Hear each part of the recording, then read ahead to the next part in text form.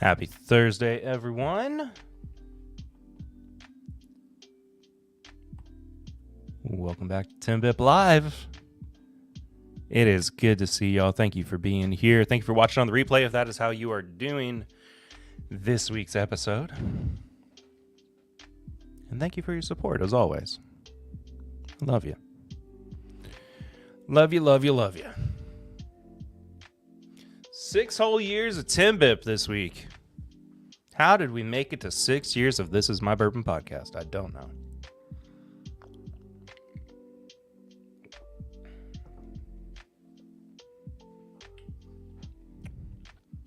Letting folks get in, but kicking off tonight with the tip-top old-fashioned pre-canned, ready-to-drink cocktail. Big fan of this. You guys know that if you heard our episode a couple weeks ago where we tried the old-fashioned.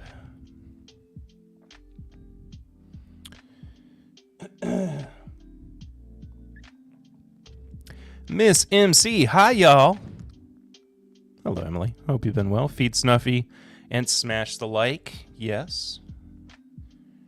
Thank you for that. Happy anniversary. Thank you, Tony.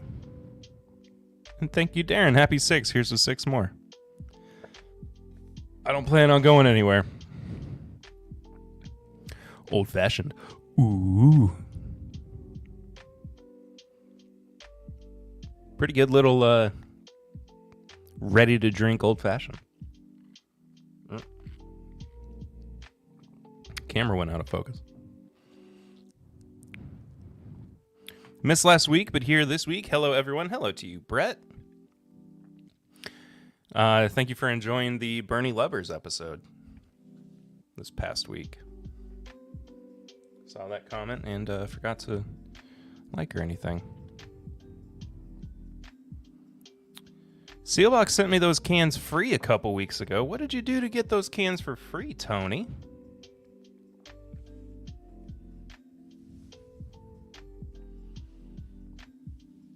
Have you tried any of them yet, too? Out of curiosity.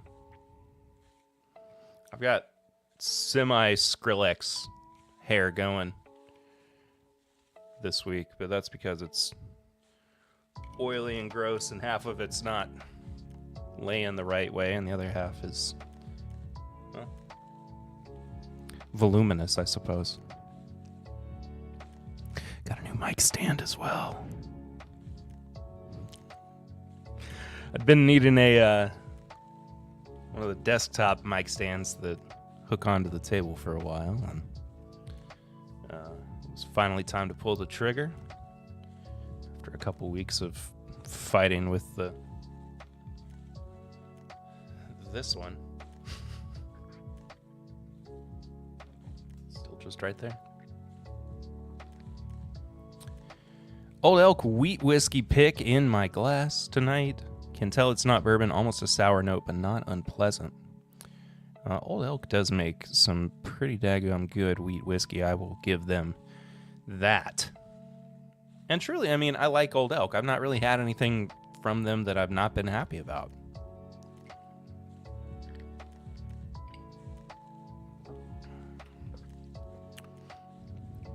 Meowdy, y'all. What's up, Linux Cat? Hope you're well, Donnie. Good to see you, buddy. All right, people are slowly creeping in. And it's good to see everybody, but if you haven't yet, hit the like button, subscribe if you have not done so already. Supports the show. New episodes of the podcast come out every Wednesday on audio. The video's been coming out on Wednesday as well the past couple of weeks. But next week we will be back to Wednesday audio, Friday video on YouTube. But regardless, hope you've been enjoying that. Hope you had a fun time with our 6-year anniversary episode this week where we reviewed the Maker's Mark Cellar Aged, courtesy of one Tony Bag of Donuts. who's in the chat, of course. I did nothing, just bought whiskey. I didn't get an old-fashioned. I remember a gin, honey, and lemon, a marg, I think, and a rum something. That gin, honey, and lemon is a bee's knees, which is Lucy's favorite cocktail. And when I ran to the store today to grab the bottle that I'm reviewing, they had the tip-top old-fashioned cans sitting when I was going to check out. And so I grabbed one of the margarita ones for Lucy, and she's not had it yet, but I am okay. Or I am looking forward to seeing how it is. Oh, Mr. Anthony Iturietta likes hitting the like. Thank you. I'm okay. The weather is wreaking havoc with my arthritis, though. I feel that. My right hand has been, specifically on whatever, like this bone has been very frustrating this week. And my back, too, for that matter. My back has been a mess. You're a Huckleberry. What is going on, my man? Yo, Perry, cheers. Been a minute. Love the tip-top cocktails. I am a fan of everything I've had so far from them. Congrats, Uncle Perry. Thank you, Donnie. That's, yeah, I can talk about it on stream a little bit. I've known for, gosh, I guess just about a month now. October flew by.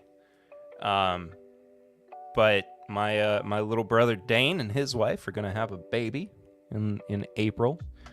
It's going to be my first niece or nephew. So Eden's going to finally have somebody to play around with. That's not us or the animals. But I'm super, super excited for them. I can't believe that my little brother is going to be a dad. It's just crazy. Dio Perry. Zopher, by the way. Hey, got a little break. Good to see you, Perry. Good to see you too, Fonzo. I hope you are doing well. Good to have you in here. Speaking of the pot, I have both the cellar and the gold poured in my grubby little mitts. Tony, keep me posted on what you think about the gold wax dipped Maker's Mark that we traded samples of.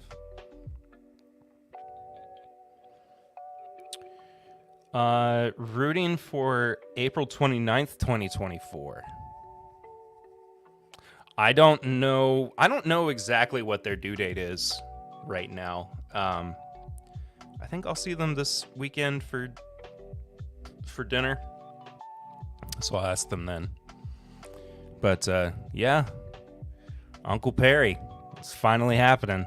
I'm just ridiculously excited. I can't get over it. I think part of it too, we've had a challenging developmental week with Eden as well. She's been very adamant in pushing her boundaries and seeing how far she can get by saying no, and that has been really tough.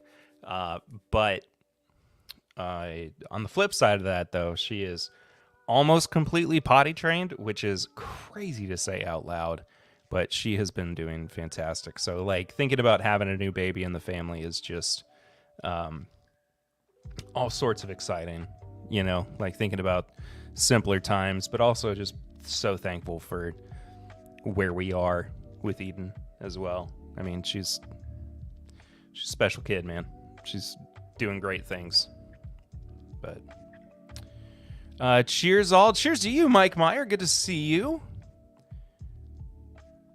Those Wonder Weeks, they are it's been, I mean, like I said, it's been a celebratory and joyous week with Eden, but it has also been very, very challenging. I had to, and you know, I know she's 3, I know, but you have to snuff out the telling mommy and daddy no very, very early on. And I was like, I had to take toys away, man, and it was tough. It's hard to do anything like that for your kids, but it is going to benefit them in the long run, and you as well, and your sanity. As I said to one of my coworkers today, you don't know what you're doing as a parent 75% of the time, and about 10% of that 75%, you actually get it right. So, there's no good middle ground. There's no good middle ground. The gold and the cellar aged are very close on the nose. I'm going to live here for a moment. I've not done those side by side, but I need to. I've seen it with my niece and nephew. That stuff gets real really quick. It does. Very, very quickly. Where you... And, you know, like, at first you're kind of like, okay, this isn't really happening. Like, she's not really telling me no. And then all of a sudden, she's really telling me no. And you just have to snuff it out, man. You gotta reinforce good behavior. You know, it's tough. Discipline now or you will not be able to later. Exactly. She's a three-nager. Yes, she is a three-nager, indeed. No better way to put it.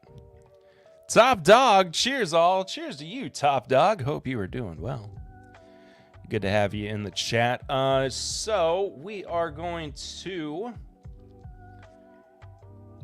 get to, before we do this review, we're going to talk about some news of the week.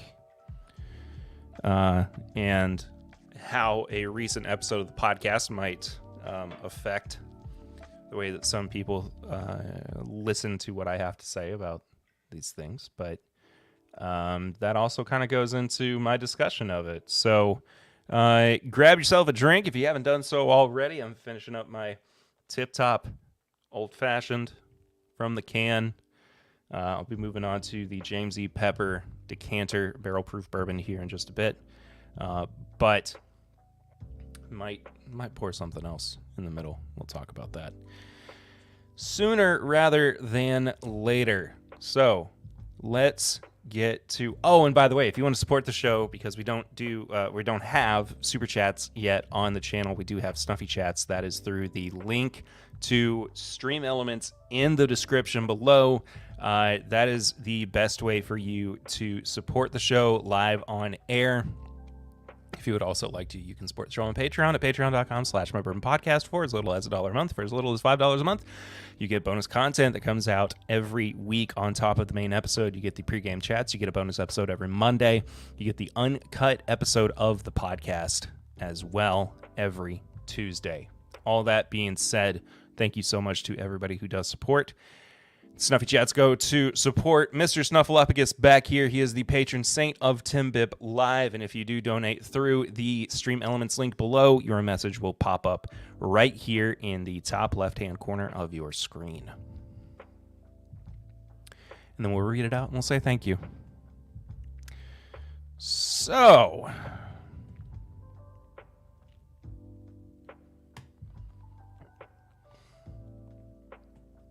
here is where we are going to start tonight. Officially announced October 26th of 2023, Wild Turkey put out into the world that their newest limited edition bottling, Wild Turkey Generations, the first ever collaboration between Jimmy, Eddie, and for the first time, Bruce Russell. Generations not only marks a once-in-a-lifetime whiskey, but Bruce's appointment to associate blender and the beginning of his journey of carrying on his family's remarkable legacy. This ultra-premium, high-proof blend of 9, 12, 14, and 15-year-old bourbons is hand-selected by Jimmy, Eddie, and Bruce Russell. Find some more information about it here as well. Limit 1 per customer, available only in select markets.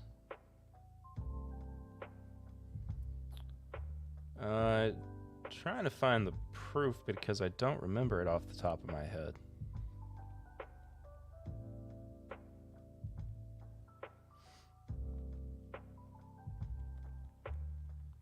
Be great if it would just show up. Does anybody remember the proof? I'm sorry.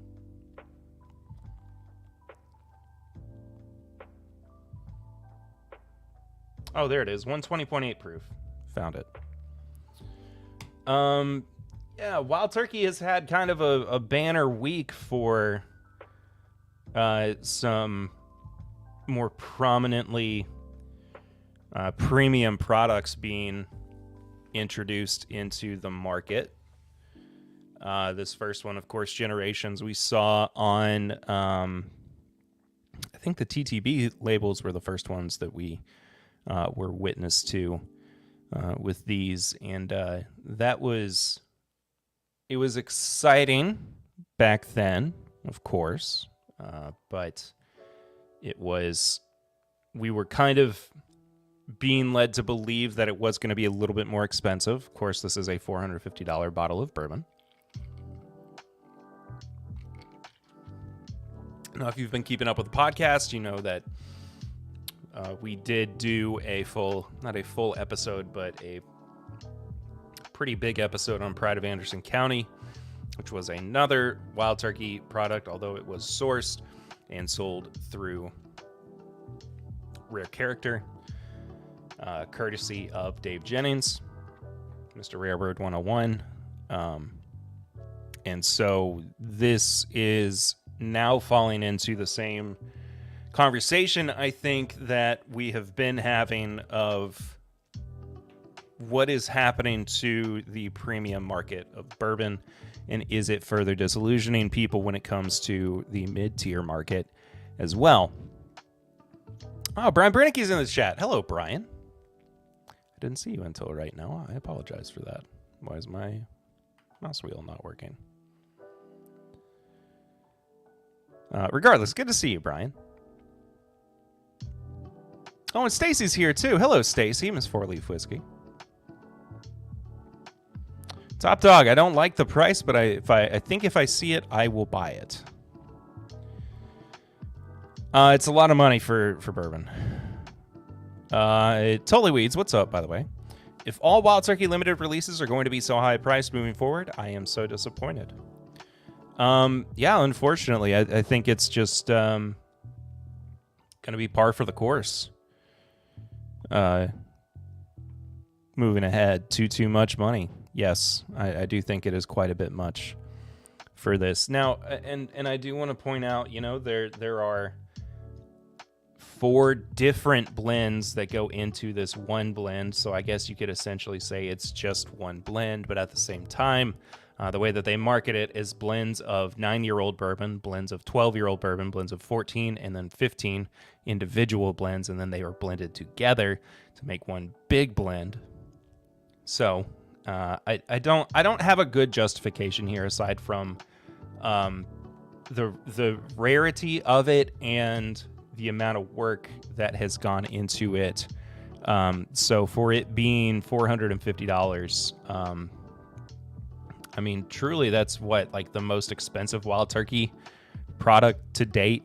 Dave Jennings asked earlier today when Russell's Reserve Russell's 99 came out. It was barrel proof and $250 a bottle. Asking people, would you buy that? I mean, it would be easier to stomach it at this point, but, you know. Jeff Wax in the chat. Hello again, whiskey friends. Hello to you, Jeffrey Wack. It is good to see you. A little late after diagnosing heater core issues with the sun in the dark. Drinking bourbon sounds like much more fun. It feels like much more fun as well. So here's what I think I want to say, and this is kind of something moving forward as well. With the release of the Pride of Anderson County episode, I think that there could be this assumption that for clicks or views or whatever, we're going to talk about the ultra premium brands that are being released moving forward. And I don't have the energy to do that. And I don't have the desire to constantly talk about products that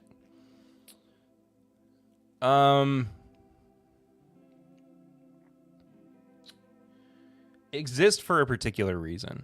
And I shouldn't, I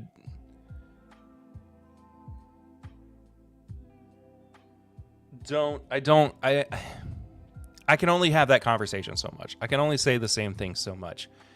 Do I agree with the way that the bourbon market is turning? No, I do not. But that does not mean, A, that my opinion is end all be all, and B, that it is not a wholly indicative, representation of the consumer market in general. Does it suck? Yes, absolutely. It absolutely 100% sucks. But that's the way things are. So, do I think $450 is too much for a bottle of whiskey? I do. I think that is a lot of money to spend. However, if you have the ability to do it, go for it. It's not my money. But I can still mourn for where things are going with the industry and with the market. So that is my official statement moving forward, I would say. Tony's talking about the Maker's Mark Gold Wax that I gave him a sample of and comparing it to the Cellar Aged. They both have a funk. Gold Wax is butterscotch and old wood. Cellar has more spice with its wood. Is Gold 90 proof? I'll pick a winner before the end. Gold is indeed 90 proof.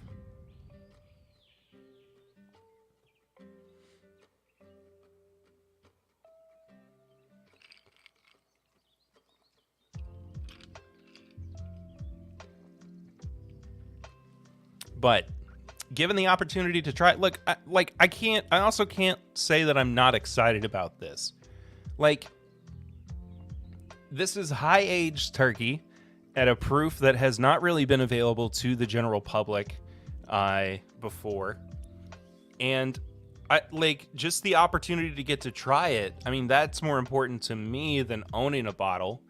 So if that opportunity comes about, I'm okay with that. I'm not going to complain, but I don't think that I have the reason within me to spend $450 on a bottle of bourbon.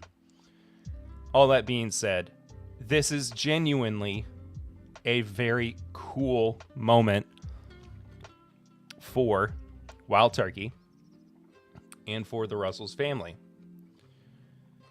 Speaking of the Russell's family, let's see. Do I want to go through anything else here? I love this picture, man. This is so cool. This is something that, for anybody who's listening to the audio version, pulled up a picture of Jimmy, Eddie, and Bruce all standing together with Generations sitting on a barrel next to them. And, this is something I never got to do with my grandparents, my grandfathers. And I wish I had been able to. And just an absolutely killer photo. So, I mean, you have to appreciate how genuinely cool this whole moment is. I mean, just awesome. For a second, I was like, do I even follow Bruce? Of course I follow Bruce. How could I not? I love the bottle. I really do. Keeping it in the Master's Keep bottle, I think, was such a great move. I think they did some... Why do I have that open twice? I don't know. Oh, we're not there yet. We're not there yet. Preview, though. But speaking of the Russells family, today, the Cola TTB label for Russell's Reserve 15-year-old was made publicly available. We do not have a whole lot of information about it so far.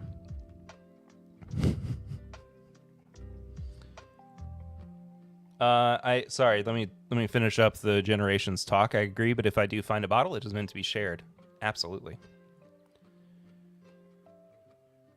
Oh, Sam Bankman-Fried has been found guilty in what prosecutors called one of the biggest financial frauds in U.S. history. What do you know? Tammy only occasionally lets me come up from the basement. Look at the elephant man. Respect to his wife and how she had a kid with that man. She had multiple. Also, what's up, Dustin? Good to see you. You bet the 15 will be 250. We will talk about that in a moment. It is cool for sure. Love the concept. I am sure it is tasty as well. But Tony says there's another 400. Also, Tater Dom, what's up? Good to have you in the chat. This exquisitely aged bourbon is the culmination of 15 years of perfected maturation during that extended aging in the barrel.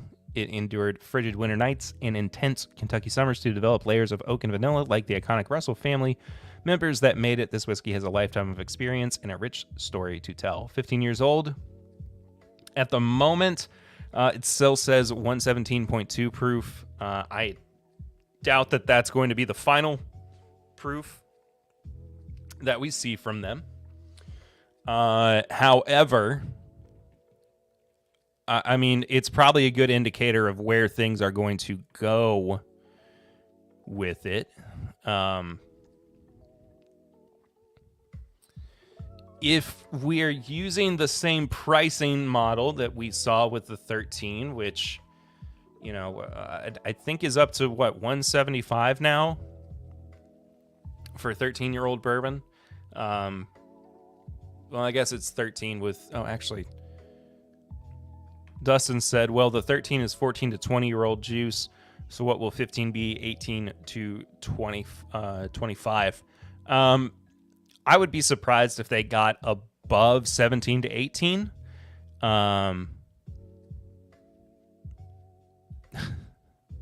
Zophar, I'll talk about that in a second.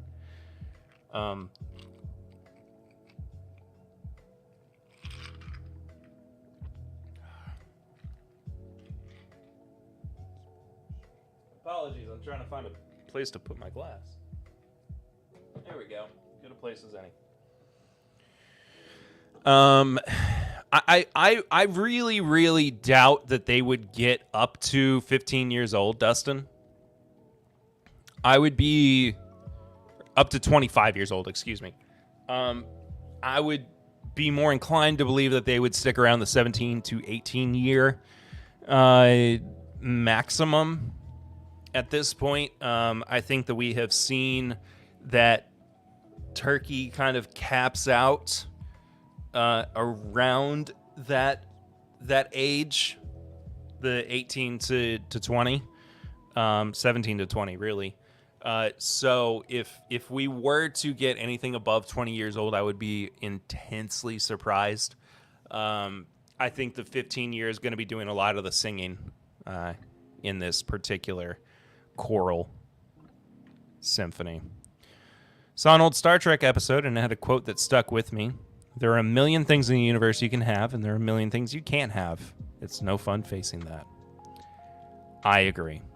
But at the same time, it is okay to accept the fact that you are not going to have everything all the time. It's just part of it. That's just the way things are. So I really want one of those Russell's 15. I turned down a 13 at 350. My willpower will be tested again. From Rarebird, all the 13s have had 19 to 20 as the oldest stuff. I didn't realize it was that old.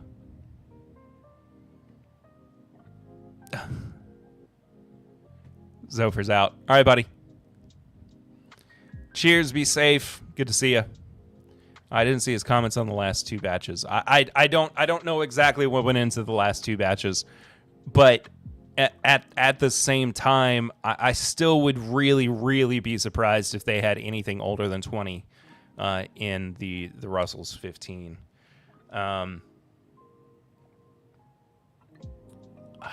mean, and we do have to talk about the price of it as well. If we're considering 175, I think is what MSRP is now for Russell's 13. I mean, you're basically looking at it's $400 more, so just over a 10% increase.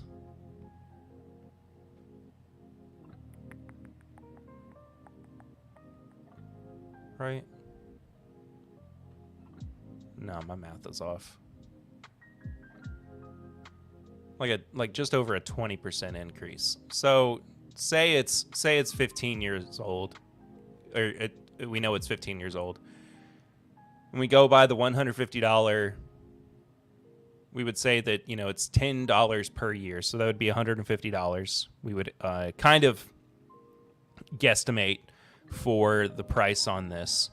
So if we take the 13 pricing method,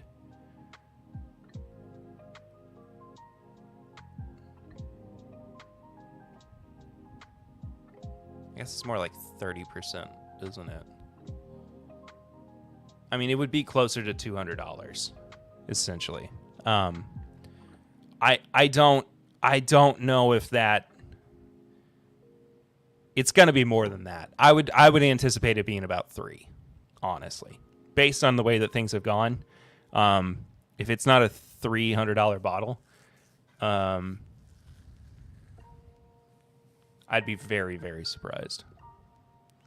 I'm also not good at mathing, Brian, but I did my best there.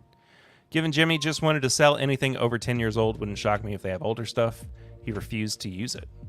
It's possible. Deathless Dogs, what is going on, Dan? It's good to see you, man. Hope you're well. It's good to have you in the chat. It's been a minute.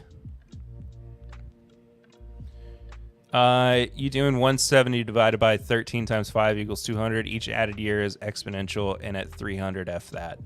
I mean, I don't know if I would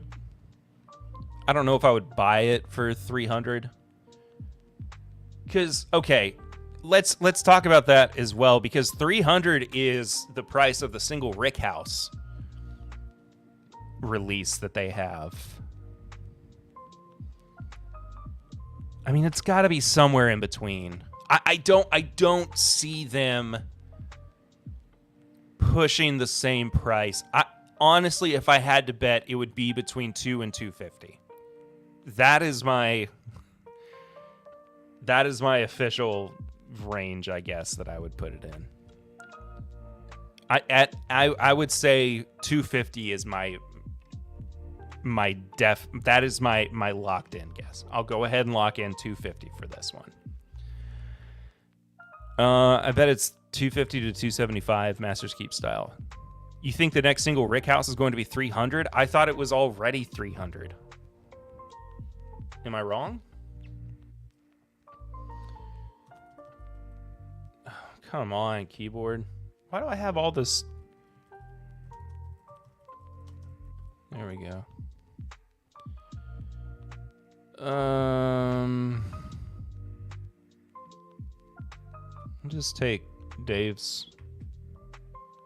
Yes, I'm over 21 by quite a bit.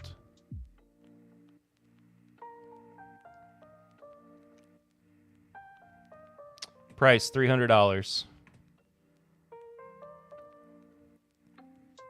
Oh, going to be only 300. Do I think it's only going to be 300? I think because they've already released the second one, and I think that was the same price as the original.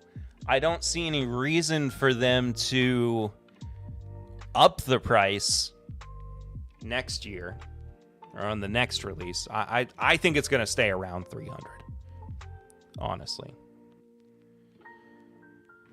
I had a chance to buy the single Rick House today, and it was $450 after tax and ship.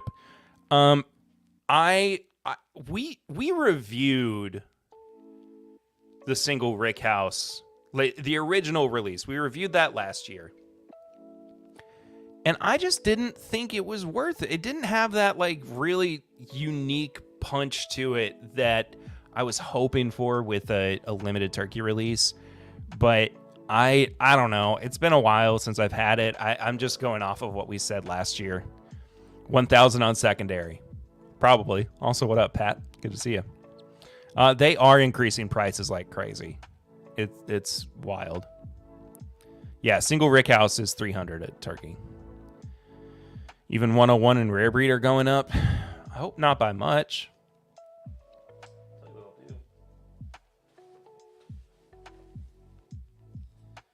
For you, one of my favorite Russell's picks I've ever had.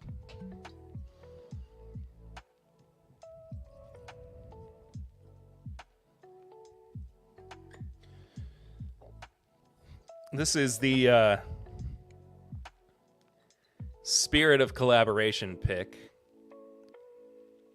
from Rare Bird. It's Bourbon Night, Bourbon Pursuit, Mash and Drum,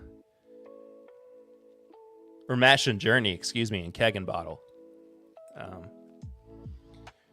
Incredible pick. We'll talk about more, I'm sure. I am in Texas for work, and this year Old Forester King Ranch went up to 85 this year, $20 increase over last year. Jeez Louise. I've been hearing 8 to 10% increase across the board for all of their standard products. That sucks. But I guess, honestly, if it's, like, even if we're just talking about 101, a $25 bottle of bourbon, I mean, that's $27.50. While those prices are disappointing, it's hard to blame them considering what happens with secondary with these special releases. Yeah, I know that. I know.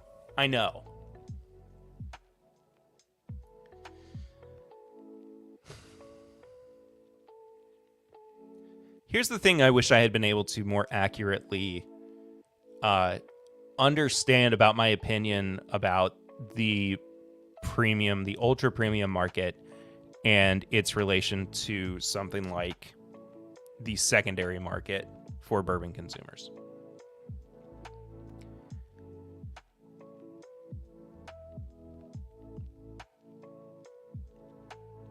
I don't know.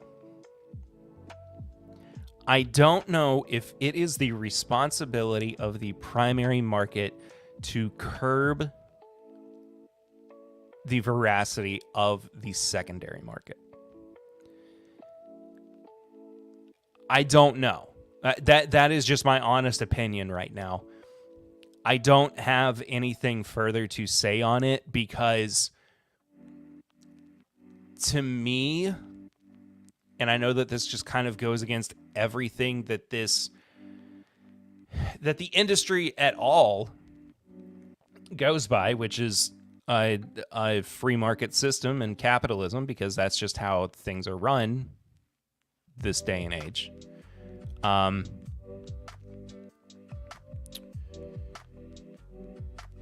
just don't know if it's their duty. I don't know if it's their job, because it does come off as greedy. It does feel like they're trying to make more money. I'm not saying that that's right or wrong by them, but at the end of the day, like I've been saying, they are still corporations. They are still trying to earn money. That is just part of it. So with that in mind, I just don't know if they're supposed to be responsible for eradicating, curbing, whatever you want to say, secondary.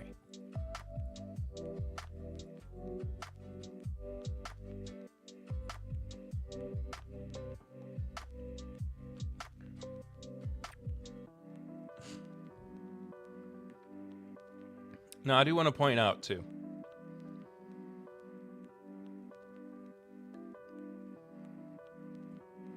I've got to find the response to this. Here we go. So Workout Mashup said, Rarebird 101, in a world where BTAC SRP is 125, I am sure this will be 600. I really do not think this is going to be $600, but I understand the speculation. Oh, wait, where's the...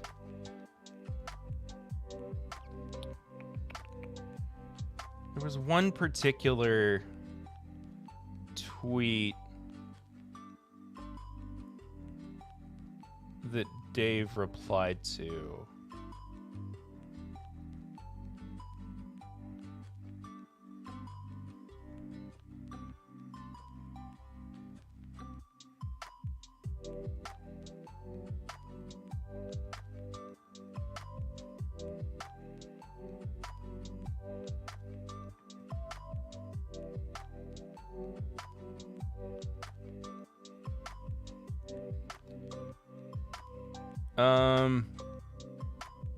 Oh, here it is. $500 Weller, $10,000 Eagle Rare, $450 Turkey, all because the market allows for it. No need for anyone to lose sleep or get bent out of shape. Plenty of quality whiskey out there that's affordable.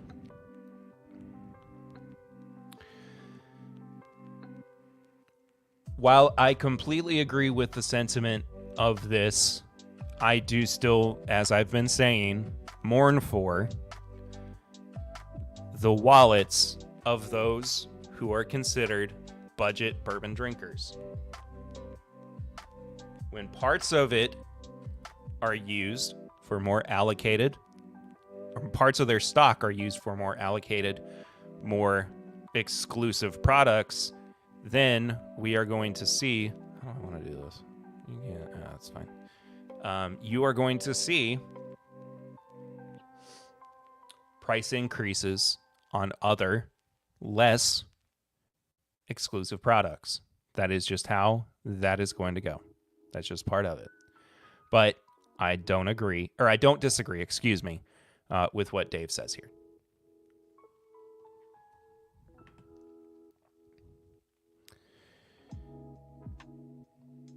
Never thought I would say 85 for a bottle was value, but my recent Russell's Reserve barrel picks at 85 is great value. Back when it was yeah, it's just a typo.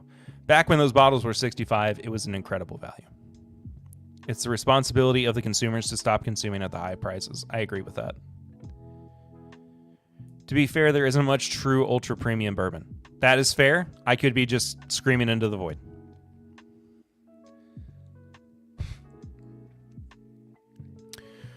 The money either goes to the folks who produce value or to sleazeballs that jump in line days in advance of a release at my local. I could debate the other side too, though. Agree there are many layers. Yes. BTAC is the biggest market in bull on the planet. A series of whiskeys Buffalo Trace doesn't even increase prices on because the secondary demand actually drives their other sales. Yes, that's a very good point. Tony, I'm going to come back to you here in just a second. What's sad if as a guy who's 38, who got into bourbon in his early to mid 20s, $100 used to get you 20-year bourbon, which I loved and would treat myself to 1 to 3 times a year. Now that isn't even possible to do without money plus work plus learning. Amen to that. Very different market from where it was 15 years ago. While that gold wax is special, and I'm very glad we made that trade, in the end, the proof of the cellar aged gets the win. Let me know what you think about the noses side by side. Thanks, Perry. Glad you got to experience that, Tony. I'll have to do those side by side as well with Papa Ritter before too long. But anyway, so yeah, Russell's 15. It's coming out. Will we ever see it, taste it? I'm sure. It's just we won't be able to buy it.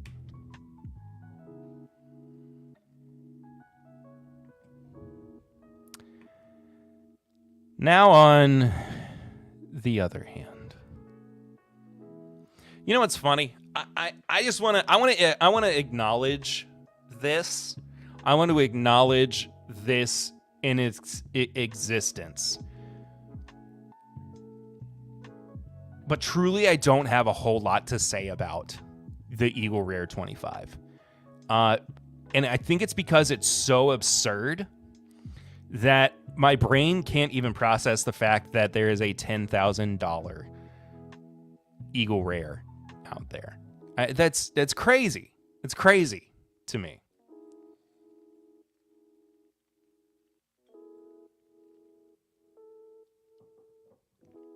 And it is beautiful. It is gorgeous.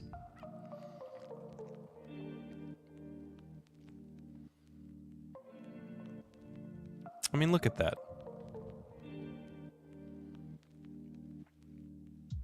But $10,000 for 25-year-old bourbon. One of Buffalo Trace Distillery's 2 experimental warehouses, Warehouse P. If I remember correctly, nothing has come out of Warehouse P before. Yeah, it was constructed to test if it was possible to extend favorably both the aging and maturation processes. Typical for American whiskey and bourbon, only 200 bottles will be available. I'm pretty sure that's the cold storage rick house as well, which I've been in. It's super cool. But just nuts, man. But on all these notes, someone sent me a Russell's 13 and told me no money, just send. Golly, why can I not get this wheel to scroll tonight? Told me no money, just send samples back. So there are amazing people out there. There are amazing people out there. I'm not saying that everybody sucks. That's unfair for me to say. I remember seeing OFC for sale at MSRP. I passed and had the cash to buy it at the time. Woo. Look at you, Mr. High Roller. That feels like they're just punking us. Where's the hidden camera? I think that's the thing. It does feel unreal. It really does not feel like it's a real release that could ever possibly happen. Your show, buddy, but dang, I wish you would have left this one alone. Boo, BT, just boo. I don't disagree with it. Well, I'm not even upset about it because it's so insane. It's just so off the wall, over the top, crazy that I don't even understand the value in it existing other than it's just a decoration piece for people. And if that's the case, fine. Okay, I get that. It's just, it blows my mind. Blame Fred Minnick. He always wanted bourbon to reach the heights of Scotch. Eagle Rare 25 does that. But the talk is Warehouse P has only been around since 2020, so... that Eagle Rare 25 spent the probably last 10 years of its life in a cooler, and I mean in a barrel that was in a cooler to slow the aging. Yes, that is what Warehouse P is. Did a pick at BT last year and got Freddie as our guide, and he took us into that cooler. It's super cool. Super, super cool. Perry, I need a 25-year for my retirement bottle. Please and thank you. I will do everything I can to help you out with that, Patrick, which is to say, you are screwed. Cheers, Perry and all, at the Smart Bourbon Podcast. Thanks, Prescription Bourbon. Good to see you in the chat. It's been a minute. How much was the Pappy 25-year they put out a few years back? Or Old Rip? But P isn't 10 years old, is it? Legit asking. I don't know if it is 10 years old. I don't know. But I genuinely do not have an answer to that, Dustin, or I would be able to say one way or another. The Pappy 25, I feel like was, or Old Rip 25. I mean, that was like $5,000 a bottle, I feel like. So what's so special about the, I mean, aside from being in a different rick house, like what's the super, I don't know, what doubles the value of Eagle Rare 25? We are family. Papa Ritter's in the house. I got all my people with me. All my sisters with me. Papa Ritter's here. Everybody say hi, Papa Ritter. Papa Ritter's going to be a grandfather again. And I'm going to be an uncle for the first time. And I cannot wait.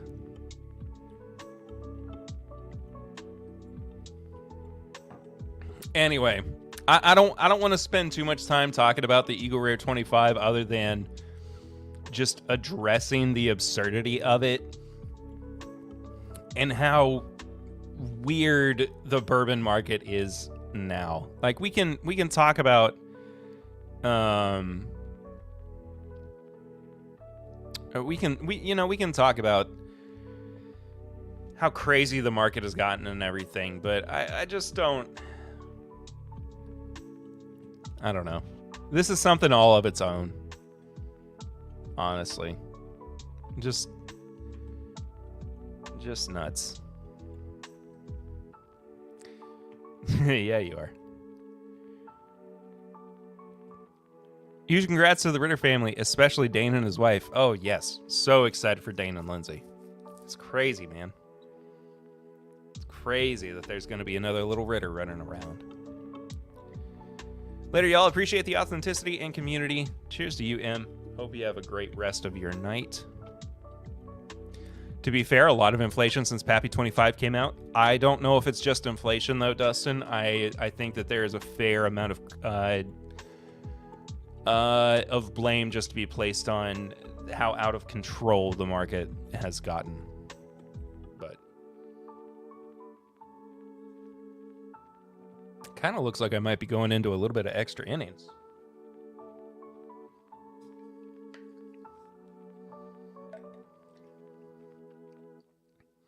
Which is good because I want to spend a little bit more time with the James Pepper barrel proof decanter.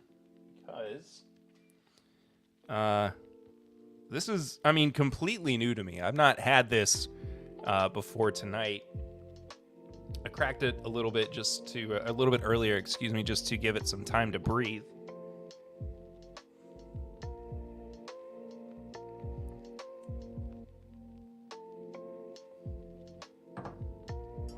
But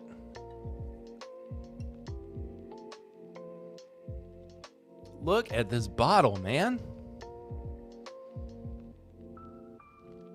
103.414 proof.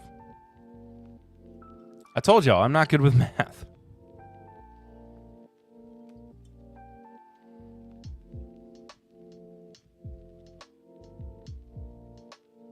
It's because you're late to the party. That's definitely 100% what it is, Dad. No, I mean, I'm having a good time. So 52.7 times 2, 105.4. I'm so bad at math. I am so bad at math. Yes, 105.4 proof. Not sure on the age here, but this is batch 5. I absolutely love this bottle.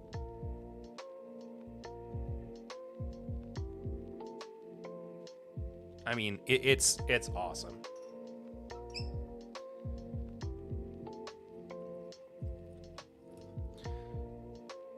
And I got it at a local store as opposed to getting it at the distillery, so I think I paid a little bit more. But I missed the details on the pepper. Can you go over them? Yes. James Pepper Decanter Bourbon.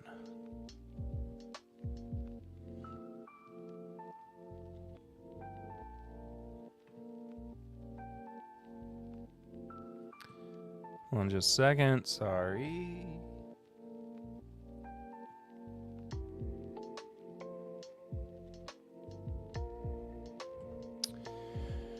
James E. Pepper Decanter Barrel Proof Kentucky Straight Bourbon.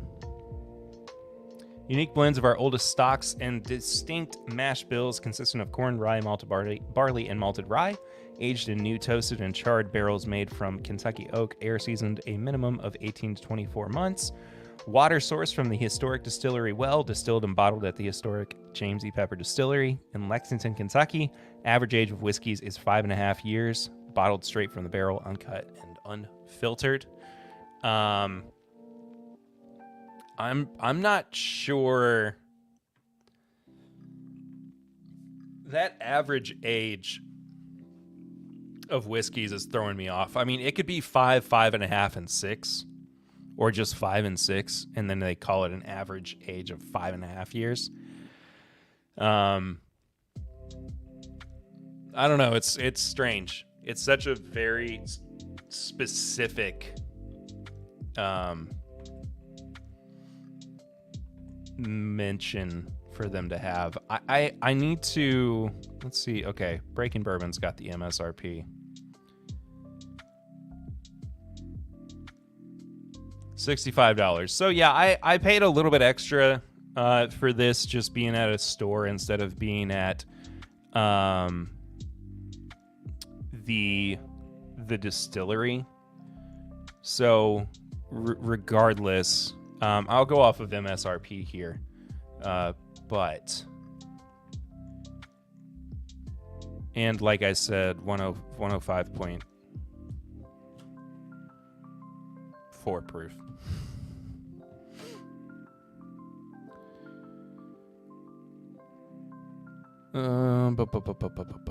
Marzipan, yes. Anise, no. Cool that you like a bourbon that young that much. Yeah. Well, I mean, it's not to say, look, we're gonna get into it. That's why we do the review. That's why I do a review, to talk about whether or not I do like it that much. Also, the amount of bottles that I buy just for review purposes, I mean, it's part of it. Like, it's not just the live streams, it's, the podcast itself too.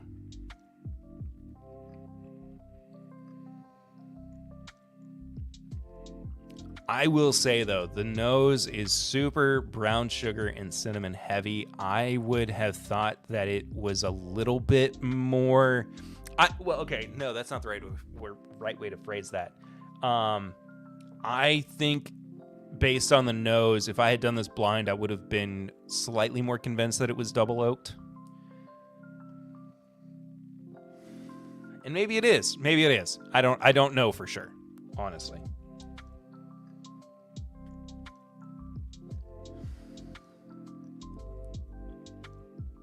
But it really does smell fantastic. There's a nice, like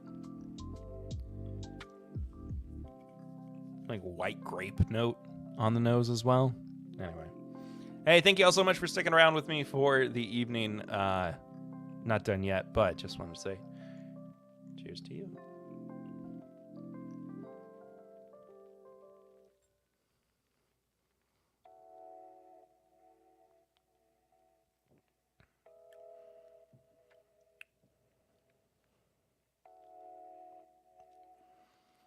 The mouthfeel is really nice.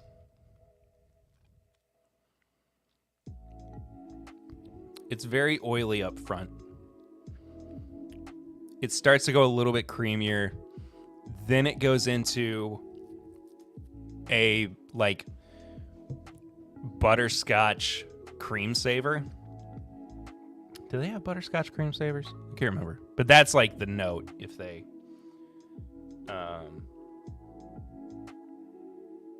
if there was anything, to compare it to.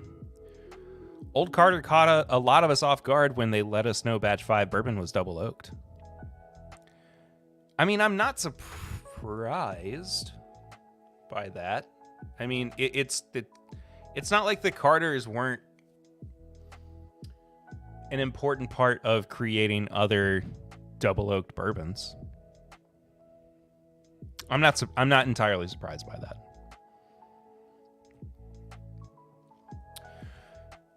The palate on the pepper, though, starts a little thin up front. Not a whole lot of punch, but it does start to pick up pace quite a bit on the way into the finish. Honestly, the finish drinks like a double-digit aged bourbon. It is hickory smoke. It is cream. It's red berries. I will say the only thing that it's really missing is like a distinct oaky presence. But again, I mean, this is a 5-year-old bourbon, presumably, at minimum. So it's not going to be off the charts or anything. But it is still very good. Exceptional mouthfeel. I used to have that audio clip somewhere.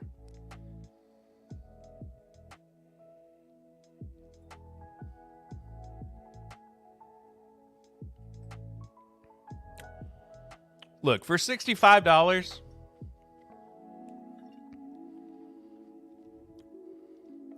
for how awesome... Oh, that actually, the second drink was better than the first one. A lot more like real cherries. Like real cherry syrup.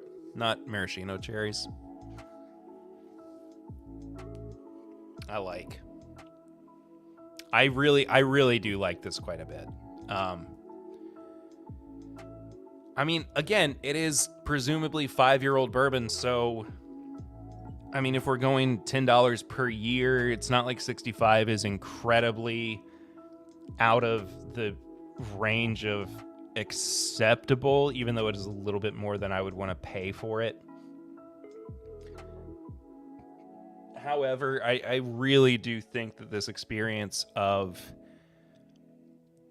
seeing what Pepper can do with their own distillate and really finally crafting their product is a huge win in my book. And I think that, I mean, if I had to, let me run through this real quick. If I were to give it the nose, palate, finish, and price treatment that I normally do on the podcast,